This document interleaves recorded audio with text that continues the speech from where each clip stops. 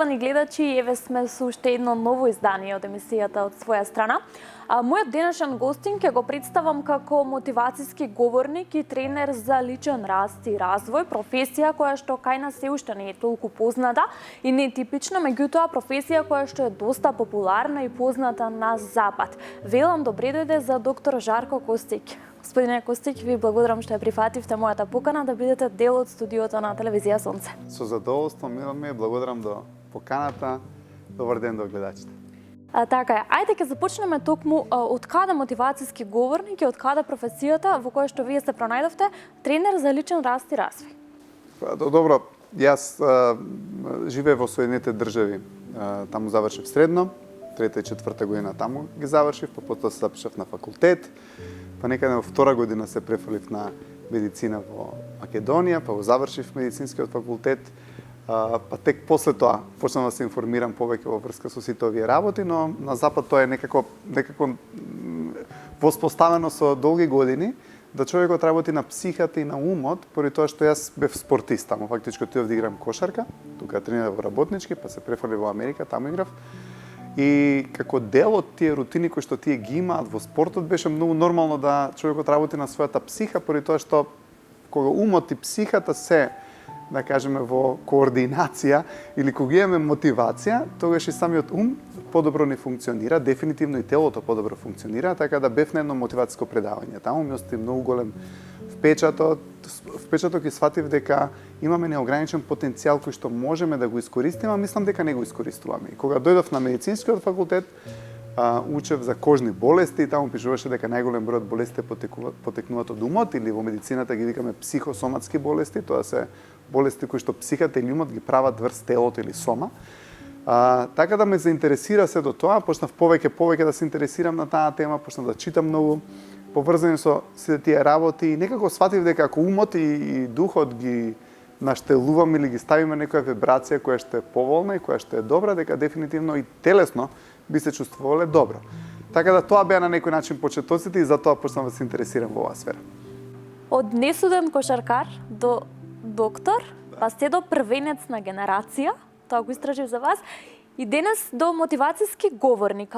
Како се трасираше вашата приказна, односно колку она што го учевте е поврзано со она што денес го работите?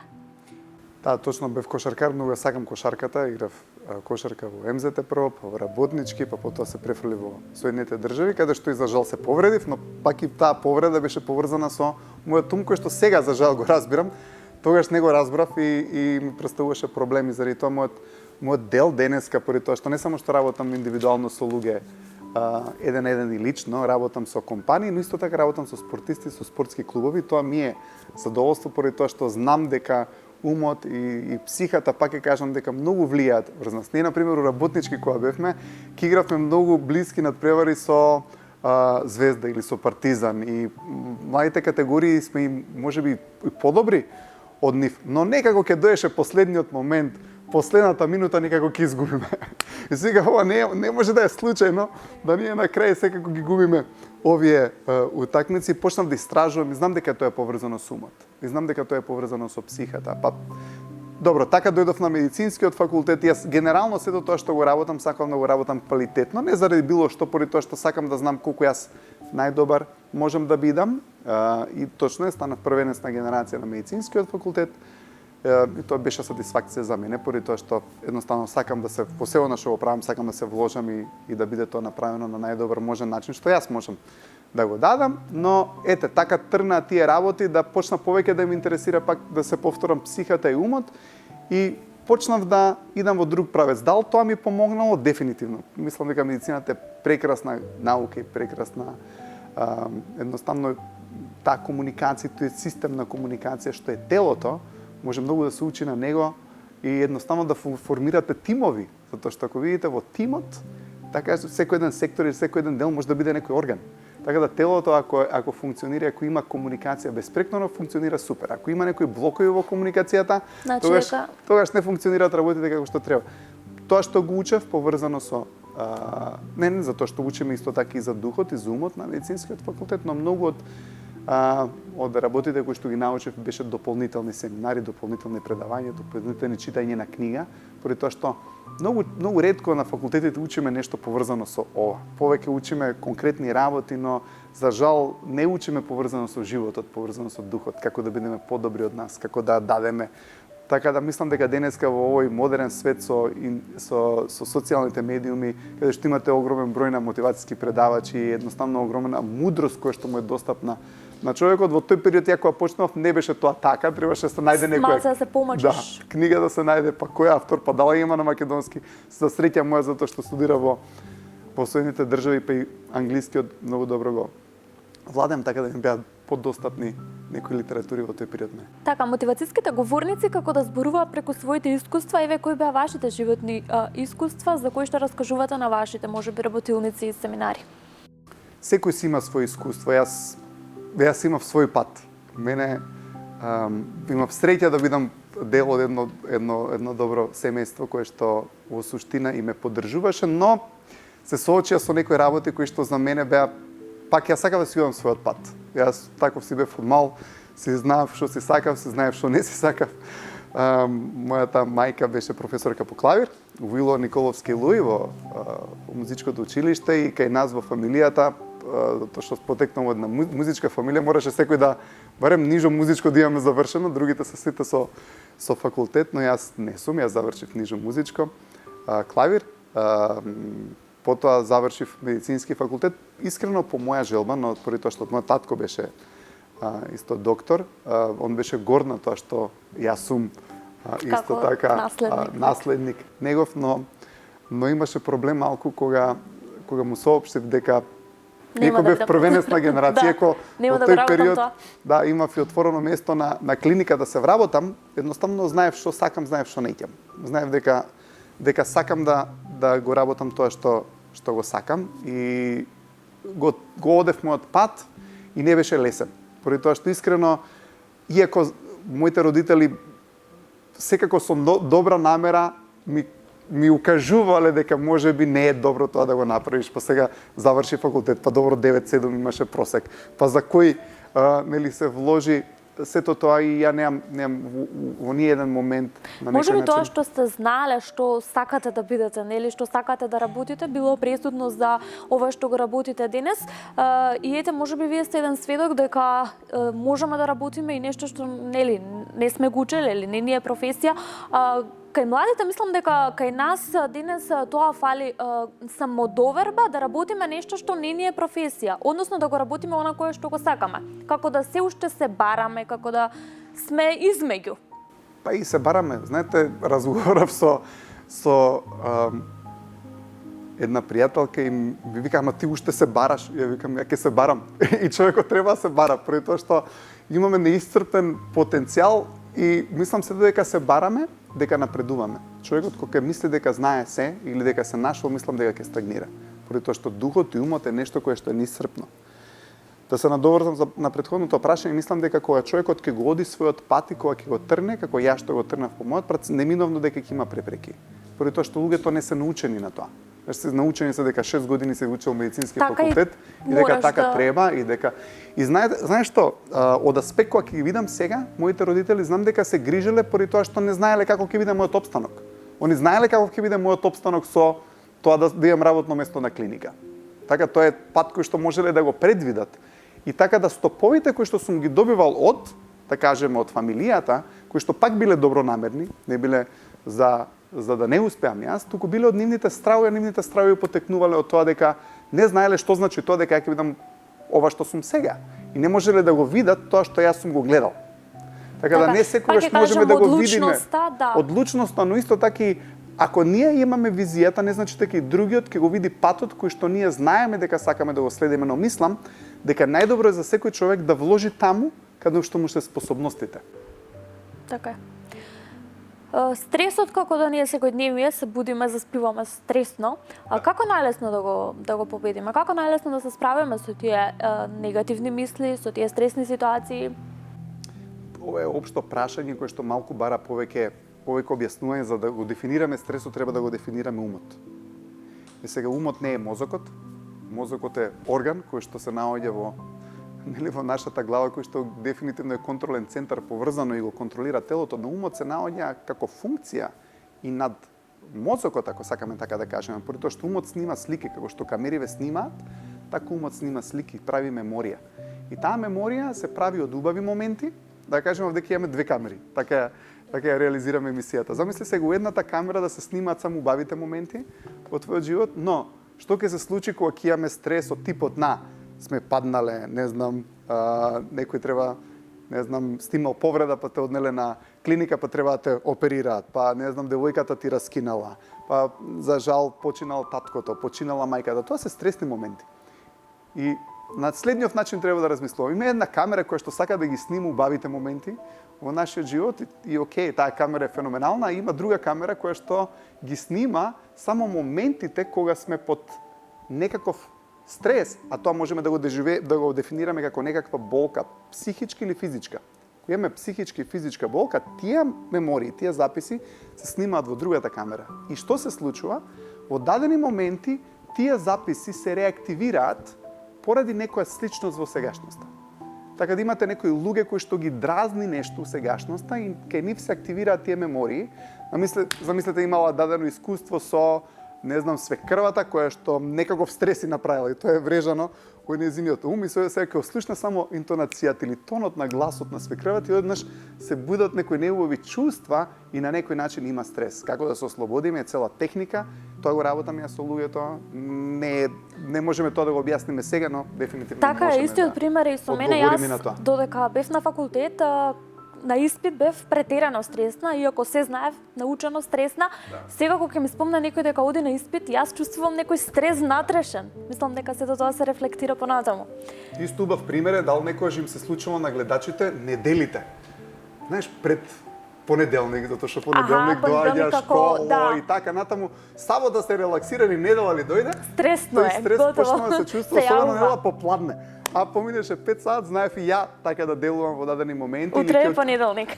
Или ќе отидат луѓето во не знам, на систематски преглед и ќе го помирисаш мирисот на болницата и кај некои луѓе се јавува веднаш реакција, дали малку срцебиење, дали нелагодност, ќе отидете на гинеколог, девојчињата и одеднаш му е мислиш 2 дена претходно што ќе се случи, како ќе се случи, дефинитивно има тригери, има фактори кои што потекнуваат стрес кој што е веќе складиран во нашиот ум, само што не е изнесет на површина, но во даден момент ќе се случи нешто во средината и се активира тој стрес и после тоа даден период може да биде активен и да стои и да предизвика дадени неубави и психички и физички. И тука може проблеми. важи она сетие до психа, кој ќе ти речат. Па и е. Сетие до психа. Ние учевме дека 70% од болестите се потекнуваат од таму. Замислете, 70% од болестите немаат причина од телото. Потекнува од умот и кога докторите ќе ви кажат една стресна база, една нервна база, тоа сака да го кажат, но вистински човекот треба да открие што и како и зашто му се случило, затоа што умот е меморија. Например, многу често не ги дефинираме основните поими, како што е, например, мисла. Што е мисла? Мислата е слика. Ако им кажам на некој, окей, помислете на школото, основното училиште каде што сте биле, доаѓа слика. И гледате, луѓето не ни разбираме дека умот снима слики. И дека од тие слики се снимени огромен број на перцепции или сензации. Снимени се мирис, вкус, допир, емоција, емоцијата на другите и емоцијата моја. Знаете, некојаш имате негативни луѓе во вашата околина и нивната негативна емоција е складирана во вашата слика која што сега ја правите од него. Неговите негативни мисли, негативни зборови, имате некоја мајка или баба или кој да е, ќе му каже на детенцево кој што има чист ум, ќе му рече: "Гледај каква си, за никаде си, што си се направила вака, па зашто така неубаво изгледаш, гледај каква си." И одеднаш тој ум почнува да се пуни со негативизам и после 5 години сакате да даете комплимент на девојката, ќе рече: "Што си убава?" "Не, гледај каква сум се дебелила, сум се направила." Почнува да се активира нешто кое што е складирано од околината. Така. Која е разликата помеѓу третманите кај вас и третманите кај психолог, психијатар? Која е разликата меѓу вас и меѓу психолог, психијатар? Ќе објаснам ја како работам со луѓето. Прво, секако направиме разговор кој што е да видиме за што станува збор. Значи, што е тоа што сакаат луѓето да го добијат или што е тоа што сакаат да го подобрат. Ја работам со луѓето на различни теми. Можеби да кажеме работам со луѓе кои што, не знам, се на факултет, например, и сакаат да имаат подобар подобар просек.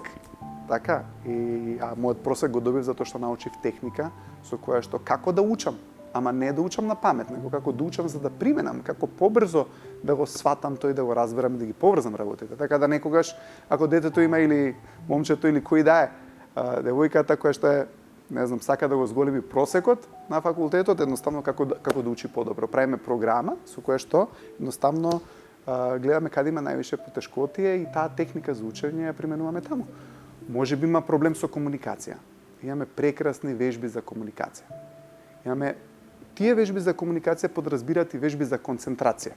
Може би имате некој човек кој што не може да се сконцентрира во сегашност. Има вежби со тоа. Или може би имате некој човек кој што ја изгубил целта. Не знае што сака во животот. Има начин да открие човекот што е на вистина за него. Што е тоа за кој што има талент, за што е способен. Имате дадена, например, има луѓе кои што сакаат да се ослободат баш од стресот. Со нив работиме техники како да се ослободи човекот од стресот. Некој нема самодоверба. Со тој човек работам како да ја крене самодовербата. Може би имате некој човек кој што е раководител во некој тим, во некоја фирма. Имаме многу убава програма како да воспоставиме лидерски карактеристики на тој човек. Поради тоа што може би некој не му и кажал дека лидерите има дадени карактеристики. Така да работиме на секој човек. Прво на што го правиме еден убав тест кој што покажува вкупниот потенцијал, да си среќен колку си среќен, колку не си. Од вкупниот потенцијал да си комуникативен, колку комуницираш, колку не. Од вкупниот потенцијал да си одговорен, колку си неодговорен. И од сето тоа што ќе го видиме од тој тест, затоа што тој тест е фактички на некој начин покажува кои се твоите добри карактеристики, кои се твоите негативни карактеристики. Па на што треба да се работи. И ни дава ориентација што треба да му се помогне на човекот, така да се прави една едукацијска програма. Тоа се едукацијски програми, каде што во даден сегмент од животот на човекот зависи што му треба, правиме едукацијска програма со која што го надополнуваме недостатокот и на тој начин на некој начин се поправа сето тоа кое што на човекот му треба и се надополнува, така да. Тоа е начинот како оди. Кај нас се скептични дека еве преку таквите методи може да им се подобри расположението и всушност да се подобрат нели самите како личности, да им се смени нели негативната во позитивна енергија и сите тие. И да, точно има начин како да се смени негативната во позитивна енергија и кога ќе ја смените таа негативно позитивна енергија се менуваат многу работи поради тоа што емоцијата на човекот многу влијае како човекот гледа на нештата. Може би имате некој човек кој што е разочаран. Сте видели човек што е разочаран е сунгер за нови разочарувања. Он бара да се разочара дополнително. Така да тоа не му помага на човекот. Ако му подобрите емоцијата на тој човек, ако го направите да е по-оптимистичен, да е по-ентузијастичен, да е порасположен, се менуваат многу работи поврзано со него и со неговиот ум. Така да имаме техника како таа негативна енергија дефинитивно да претвориме во позитивно. Мислам дека луѓето не се скептични, ова прашање често ми го поставуваат, но мислам дека веќе кај нас не е табу, поради тоа што видите на запад секој човек му треба тренер. Како што имаме тренер за физичка кондиција, зашто би немале и тренер за психички сега не знам колку кај нас подигната свеста за за ваквата професија. Мотивацијски говорник, тренер за мислам дека се подобруваме. Дефинитивно ни помага тоа што има многу популарни странски мотивацијски тренери кои што на некој начин веќе се изградени, постигнале многу во нивната кариера, нив ја ги слушам, нив ги слушаат другите луѓе и мислам дека кога ќе се појави вака некој, иако ја не сум единствениот кој што го работи ова, кај нас мислам дека луѓето го сакаат поради тоа што е навистина нешто ново и модерно. Нето ново и модерно е. Секој човек за да види подобро му треба уште еден човек кој што е можеби пообјективен од него. Ние сите субјективно гледаме кај ние мислиме дека се решението, но ако гледаме со истиот став, нема да ги смениме работите. Така, а сега тренерот за личен раст и развој на еден убав начин прави самиот човек да свати и да види каде греши, за да може да направи корекција и на тој начин да има поголема контрола во неговиот живот. Колку социјалните медиуми ви помагаат вам нели да се стакнете како Првото прашање што те прашав што беше? Ти беше дали ќе ставиме емисијата на YouTube? На YouTube, да, и сликата на Facebook. Апсолутно помагаат, поради тоа што ако сакаме да комуницираме со јавноста, тоа се начините. Мислам дека се прекрасни социјалните медии. Мислам дека тоа им е една од предностите за ваквите работи, нели, за работилници, па на која тема па да се пријавиме и сите тие, нели, како информации кои што ни ги нудат социјалните медиуми. И тоа е супер.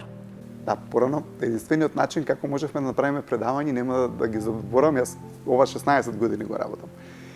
И начинот на кој што ги промовиравме беше плакати правевме, па ги лепевме, па делевме флаери. Тоа беше работа која што беше... И после ќе кажа некој нечи над социјалните медиуми. Да.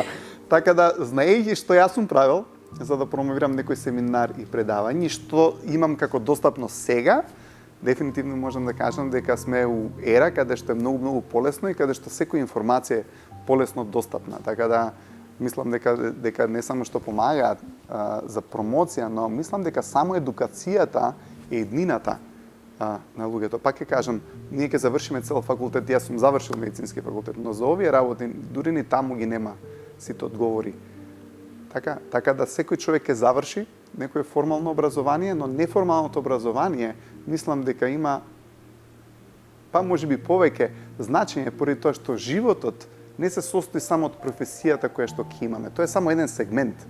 Така, но кој не учи како да оствариме добри врски во фамилијата, кој не учи како со децата да комуницираме, со тинејџерите кои ќе дојдат од таа фаза да почнуваат да се малку бунтовни против се. Кој ни кажал дека негативните мисли можеме да ги контролираме на кој начин? Ете, не едуцираат на таа тема. Тоа е нешто кое што мораме сами да го побараме. И едноставно секој човек си има своја филозофија која што му е најсоодветна на него. Ете, ја можеби сакам некој мотивацијски говорник кој што одговара на мојот карактер. Имате некој друг човек кој што едноставно сака некој друг мотивацијски тренер поради тоа што соодветствува на неговата реалност. Така мислам дека сме една ера која што е фантастична за таа работа. Така, како најсмирено да реагираме? Еве кажавте дека човекот денес често се разочарува, можеби секојдневно се разочаруваме дали од луѓето околу нас, дали од општеството, дали од системот. Како најсмирено да реагираме при тие разочарувања? Дали можеби се разочаруваме од преголеми очекувања?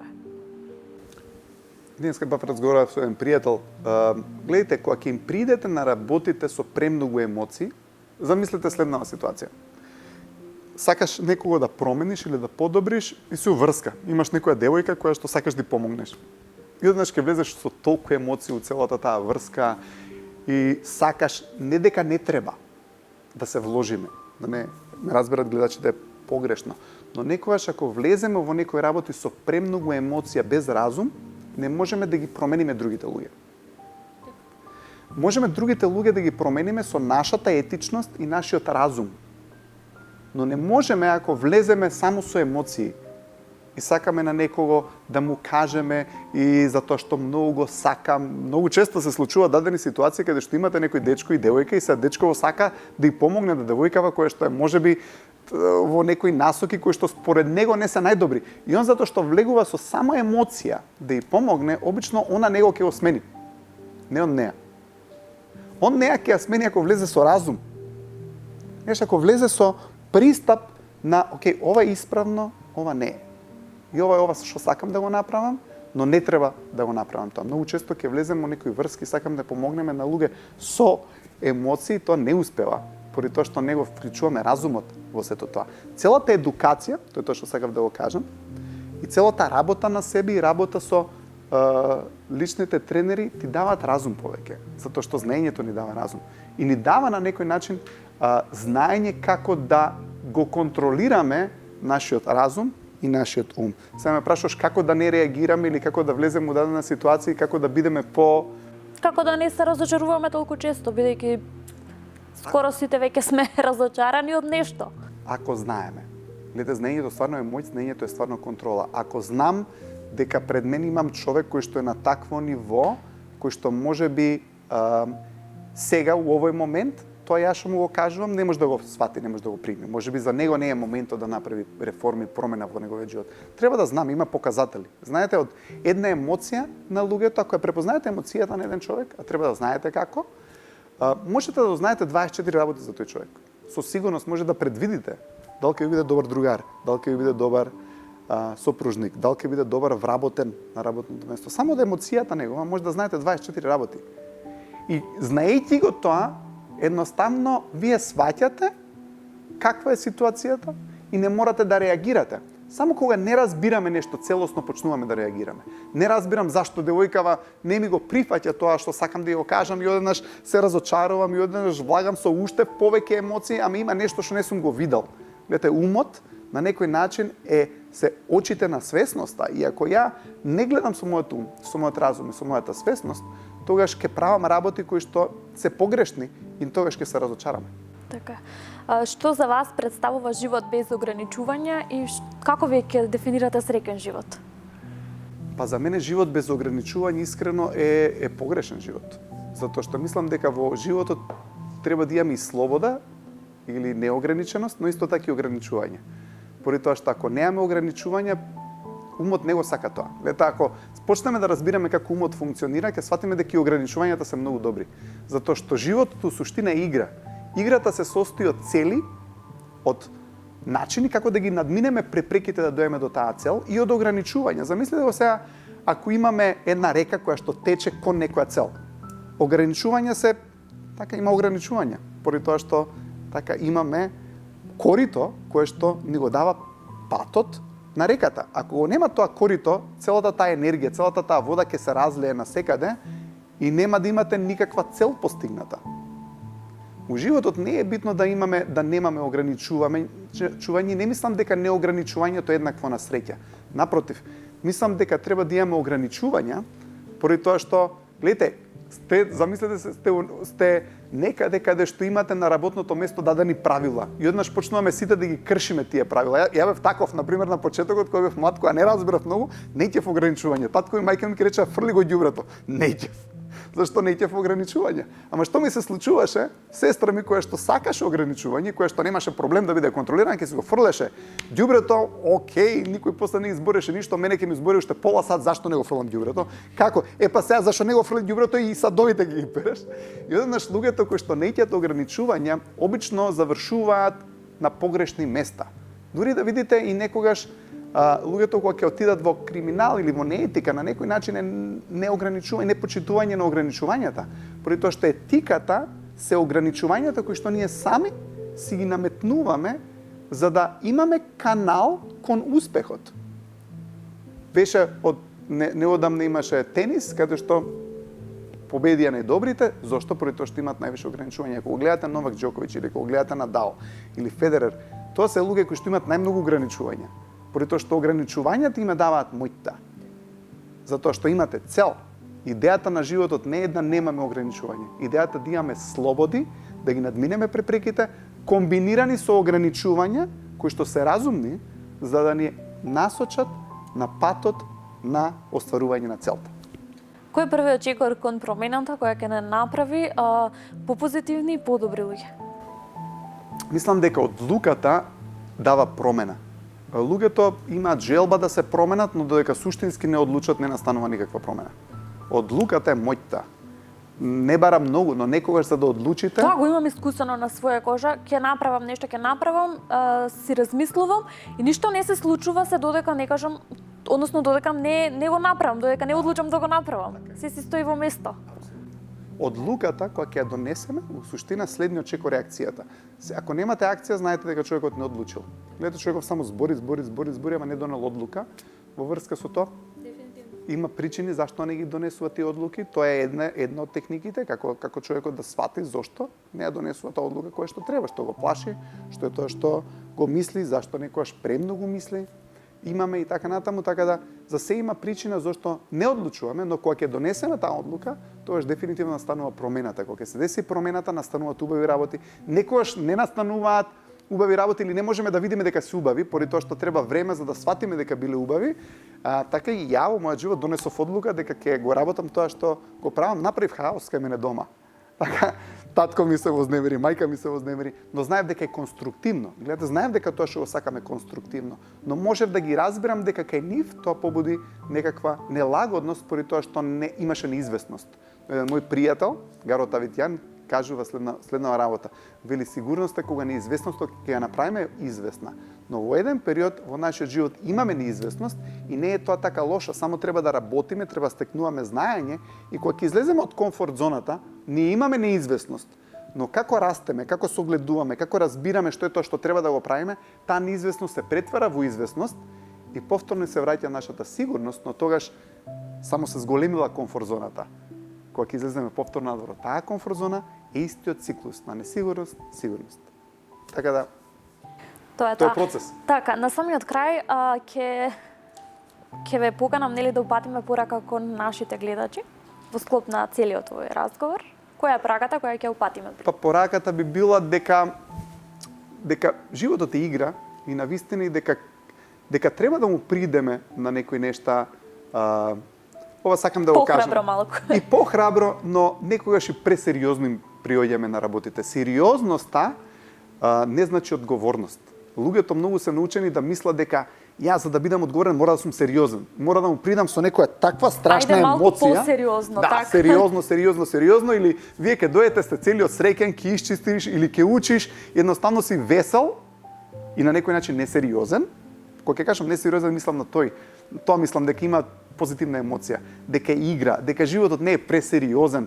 И колку посериозно го сватиме, потешко ќе ни биде да ги промениме некои нешта. Поради тоа што луѓето погрешно мислат дека сериозноста е одговорност и не е точно. Ете, можете да имате некој човек кој што е толку многу сериозен и ќе направи катастрофа околу него, ќе ги вознемири сите околу него, не значи дека е одговорен тој човек. Но исто така имате човек кој што е каде со позитивна енергија, со позитивен пристап, ви изгледа несериозен, а тој што е многу сериозен, овој му изгледа несериозен, но во суштина тој е вистинскиот одговорен. Затоа што ако го заврши тоа што го почнал, со позитивна емоција, при тоа има емпатија и сочувство за другите луѓе, тоа е тоа. Убавината на животот е да пристапиме кон животот со дух на игра, со дух на несериозност, но одговорно. Ама што значи тоа? Тоа значи да ги постигнеме целите кои што сме си ги зацртале. Не значи дека ако сме сериозни, дека сме одговорни, дека ќе имаме контрола. Обично, колку посериозно му придете на некој проблем, бетер станува, се солидифицира, се зацврстува и не наоѓаме решение. А ако му придеме на животот со леснотија, со позитивна емоција, не така драматично и сериозно, обично ќе ги видиме решенијата за проблемите кои што ако им придеме сериозно, дефинитивно проблемите ќе станат само поголеми. Така е, доктор Костик, ви благодарам уште еднаш што ја прифативте поканата да бидете дел од мојата емисија. Ќе ви посакам уште многу успешна работа и уште многу позитивни вибрации и влијанија во нашето општество. Благодарам за гледачите ми тук ден. Почитувани гледачи, ова беше уште едно издание од емисијата од своја страна. Ја раскажувавме приказната за доктор Жарко Костик, мотивацијски говорник и тренер за личен раст и развој. Исто така говоревме како негативната енергија да ја претвориме во позитивна. Јас ќе ви се заблагодарам што не следевте и веќе ви најавувам нова емисија наредната среда во истиот термин. Довидување.